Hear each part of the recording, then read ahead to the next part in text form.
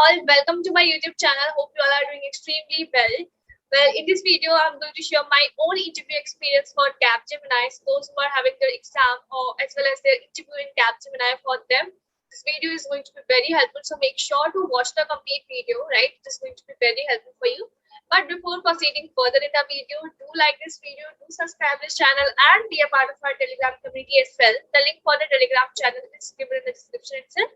I hope that you have completed all these tasks. So without any delay, let's proceed further in the video. First of all, we'll be talking about the online assessment, then about interview.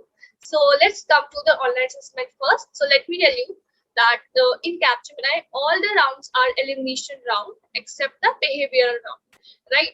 So before this, whatever rounds you're going to do, going through, that will be elimination round itself. So first of all, you will be having a pseudo code round.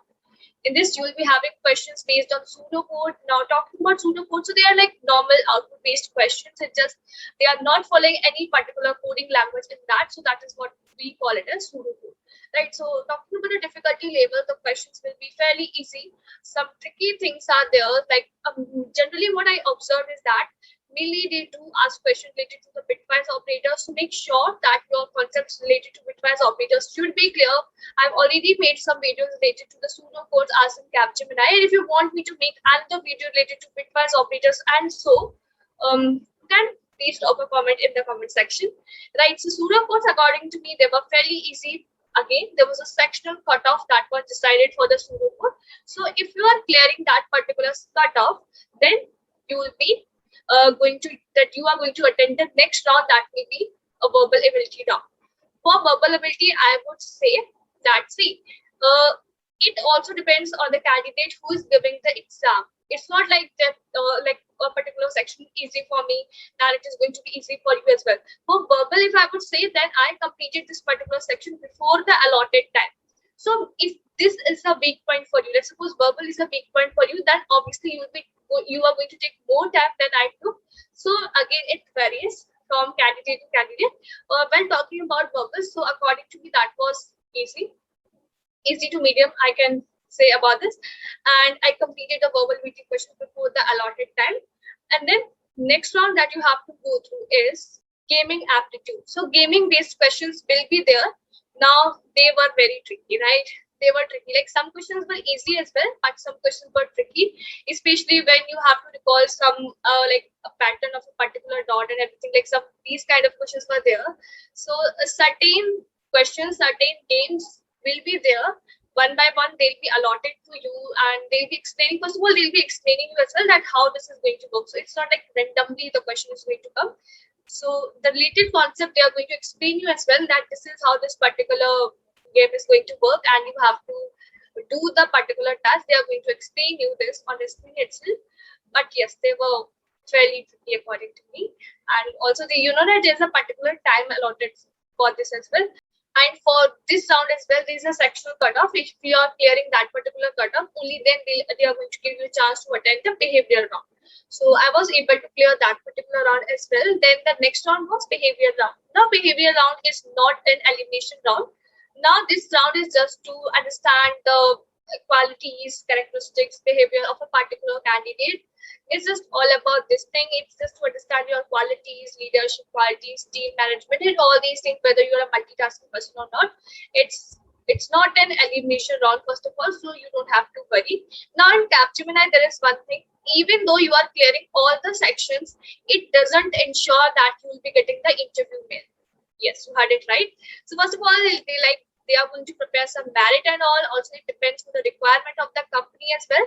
So according to their requirement, they are going to shortlist the top students. Some merit, of course, must be decided, because even after you are clearing all the sections, they are not going to invite all of you for the interview. So this is what happened in case of Capgemini. So yeah, I was able to make it up to interview. So we'll be talking about interview now. First of all, the things will take time. So it's not like today you attempted the exam and just today you attempted the exam and just 2 days later, 3 days later, you are going to get your results. So it's not like this. You have to wait 15 days, 20 days, even 1 month. So you have to wait, because these companies, do hire a lot of students, and obviously the process will take time.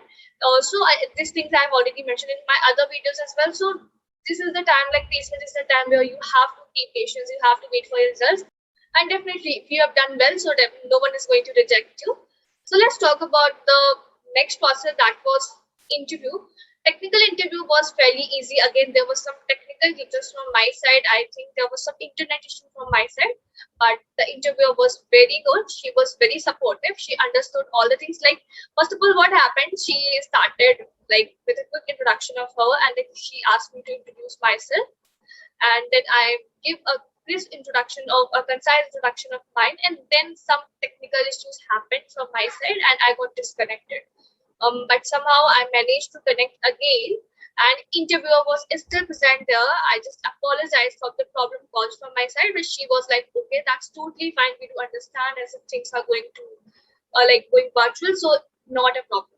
Then she started asking me about my project. I mentioned thoroughly about my project. Then the next question was related to OOPS concept, that was related to polymorphism. That what do you understand by polymorphism? Please do mention the types of polymorphism as well. Then she asked me about the programming languages in which I'm comfortable in. So I mentioned Python.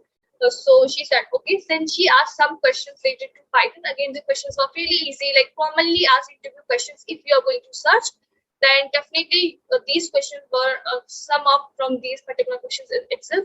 Like some, if I could recall, that is for difference between list and tuple, the functions that we use to manipulate a dictionary, and difference between a set and a dictionary.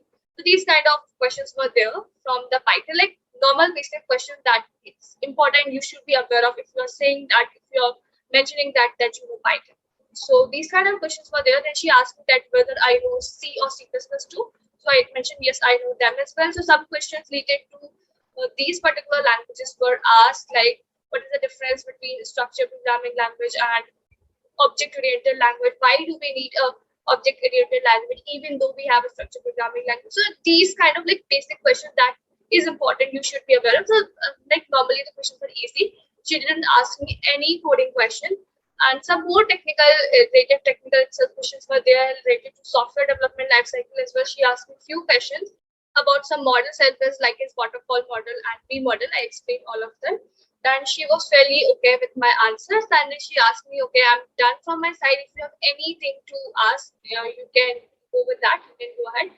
So I just asked her more about the company work culture and all these things, and what technology I'll be working on if I got selected. She mentioned all the things, and it was fairly good from my side. And then it was advised in the mail itself to be on the Superset platform. At the time, like Superset platform, we were giving our interview and also it was advised to us to be on the Superset platform itself till the time it's not told that you have to leave the platform now. So after a few minutes, I got another invite for another interview, that was HR interview itself. So HR was again a very basic round, like it was around 5 to 6 minutes only, and like some basic HR related questions were there, like it's just about introduction. Do you know about bond? Are you okay with the relocation? About night shifts, and why do you want to join Capgemini? These kind of basic normal HR questions were there, and like this was a very basic round. I should mention that. Then it went well. I think after 10 days, or I guess more than that, I got my letter of intent and I got selected for Capgemini, and then I have to proceed further to accept my offer letter and all these things. So yeah, this was my complete interview experience for Capgemini. I have to rate, so it was easy to medium, or I could say easy only, right? So I hope that my interview has helped you a lot. Now, in my case, the questions were kind of easy, but for others, they do ask DBMS, etc. things as well. So again, it depends from interviewer to interviewer what they're interested in. Again, they would like to know your interest as well. So if you are someone who's interested in DBMS or data structure, then definitely the questions are going to be asked from these particular fields as well. So be prepared with all the things that you're going to mention during the time of your interview. And again, if you're having your interview, then all the best. And thank you so much for watching this video, guys. I hope that you have found this video useful. Don't forget to share and subscribe our channel. Bye bye.